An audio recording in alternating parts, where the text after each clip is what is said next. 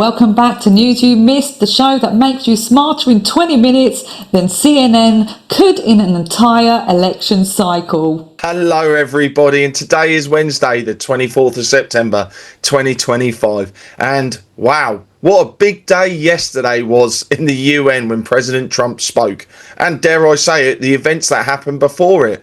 What else have we got going on? We've got super typhoons running around causing a muck, we've got presidents accusing each other, and dare I say it, Ukraine is definitely broke again and needs more money.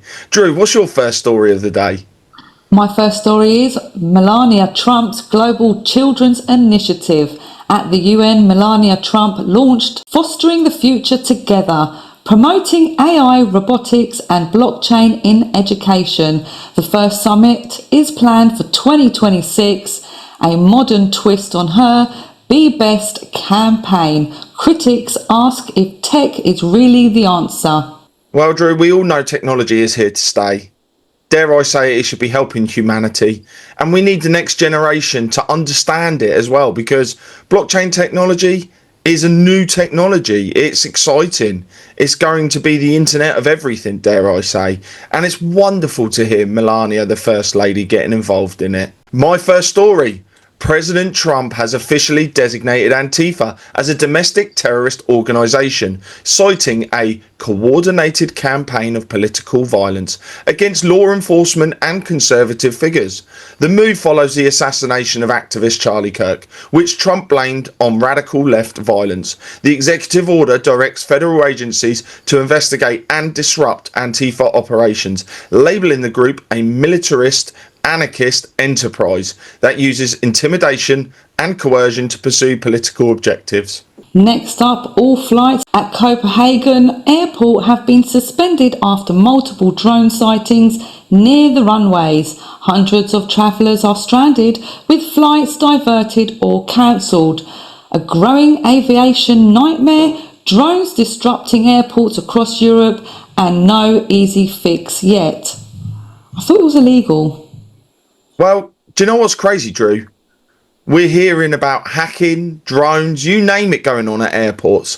For some reason, why is attacking airports the big thing that hackers want? What happened to them just wanting money these days? So, yeah, it's quite a strange story going on at the moment over there. We're going to keep a close eye on that. My next story. President Trump has sharply criticised Western Europe's migration policies, telling the UN General Assembly that uncontrolled borders and what he called suicidal energy ideas could be the death of Europe. He described migration as the #1 political issue of our time, accusing European leaders of failing to act due to political correctness. Trump said every nation must have the right to control its borders and warned that open border policies threaten both national security and cultural identity. What is the open border policy? Because all I can see is it's to destroy countries. There's no rational explanation for it. Next up, Trump slams climate change at the UN. Trump calls the climate change the greatest con job ever. He said countries moving away from fossil fuels will suffer economically. A rallying cry to his base and a bombshell to climate advocates worldwide. Drew, and he made an interesting comment as well in that speech, and I don't know if you've seen it. And he said, people are dying from heat deaths. Why can't they have access to cheap electricity to get them in aircon? And actually, he's flipping this argument on its head. No. We should be looking for cheap electricity to be able to keep the population safe and healthy. And I'm a big advocate for the climate change agenda is just a con job. It really is. Record amounts of ice have been recorded in Antarctica. That tells you straight away the sea level hasn't gone anywhere. So you've got to sit here and go, what's the real agenda behind it? And my next story, a US jury has convicted Ryan Wesley Routh, a pro-Ukraine activist, of attempting to assassinate Donald Trump during his 2024 re-election campaign. Prosecutors say Routh built a sniper's hide near Trump's Florida golf course, but fled after being spotted by a Secret Service agent. He was arrested with multiple phones and flight plans in his car.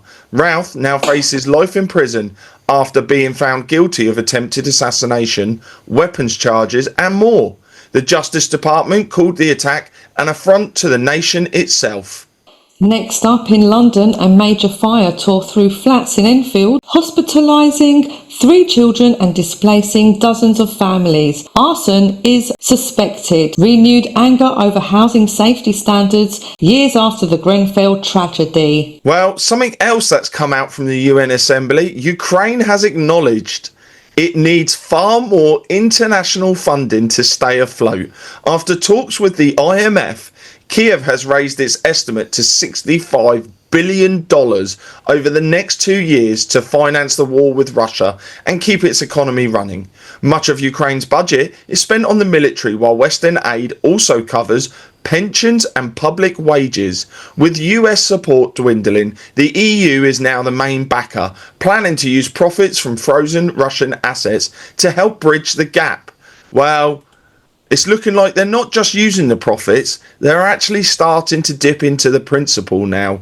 And I think when this war is over, Russia's going to have a lot of questions for Europe. Well, speaking about finance, the World Economic Forum warns of slower global growth in 2026. India faces new US tariffs, while the US and Europe risk stagnation.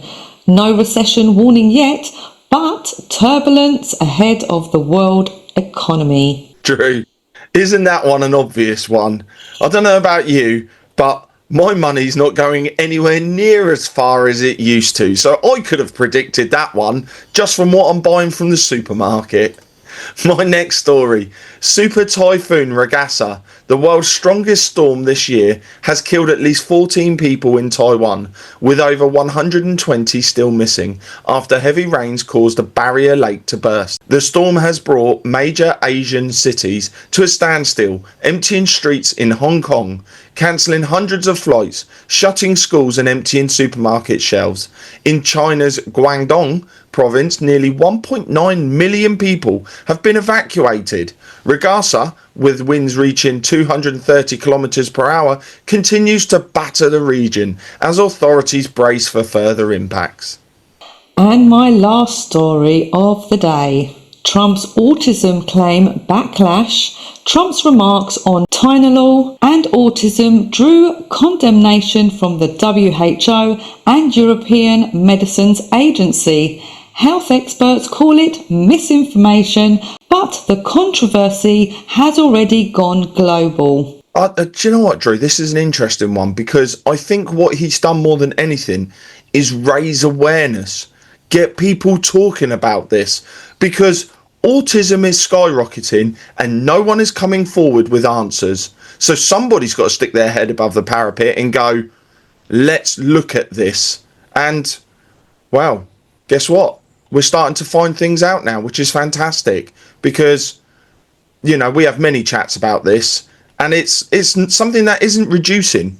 It's only getting worse. Do you know what I think about, Paul? I think about the fact that when the generations have gone, our generation are unalived, and there's so many autistic children that are turning into adults, and you're going to have a world full of autistic adults, and now they can be easily controlled. And I will leave it as that and let your imagination think the rest. But that's my intake on that. Yeah, I think you're absolutely right there, Drew. And my final story of the day, and this is one that's gone under the radar. President Putin has granted citizenship to Tara Reid, a former US Senate aide. Reid accused Joe Biden of sexual assault in the 1990s, an allegation the president has denied. She moved to Moscow in 2023, saying she feared for her safety after repeating her claims during Biden's re-election campaign. Reid thanked Russian officials for supporting her asylum bid and said she felt relief at becoming a citizen. She now joins other high-profile Westerners, including Edward Snowden and Steven Seagal, who were also granted Russian citizenship. Maybe that's the place to be. Who knows, Drew, but I hear their economy's doing rather well and their streets are pretty clean these days. So who knows? I'm packing.